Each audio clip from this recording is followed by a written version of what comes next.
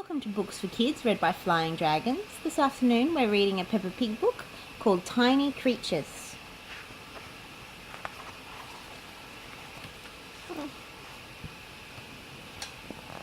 Peppa and George are helping Grandpa Pig pick vegetables. Grandpa hands Peppa a lettuce. That's the nail cut. Peppa can see something sitting on the lettuce. There's a horrible monster, she snorts. That's just a little snail, says Grandpa. Grr, monster, says George. George likes the snail. Suddenly, the snail disappears. Where's he gone? asks Peppa. He's hiding in his shell, explains Grandpa. Don't you like the snail? George likes the snail. Grandpa, George and I want to be snails, says Peppa. Well, says Grandpa, these baskets can be your shells.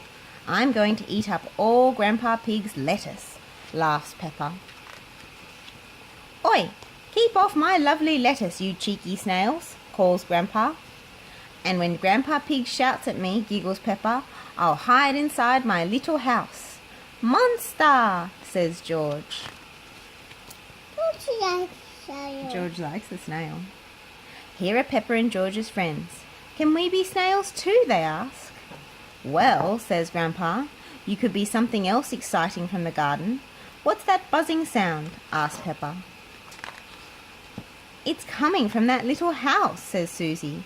It's a bee house, explains Grandpa. It's called a hive. The bees collect nectar from the flower and then fly to the hive to make it into honey. I like honey, says Peppa. Let's pretend to be bees. Buzz, buzz, buzz, ha, ha, ha. What busy bees, laughs Grandpa. Granny Pig has been baking bread. Would you busy bees like some toast, she asks. Yes, please, say Peppa and her friends, with lots of honey. I like being a bee because they eat lots of lovely honey, says Susie. I like being a snail, snorts Peppa, because they eat all Grandpa's vegetables. The end. Definitely. If you liked this story, please subscribe with the link below. Thank you. Nail cut.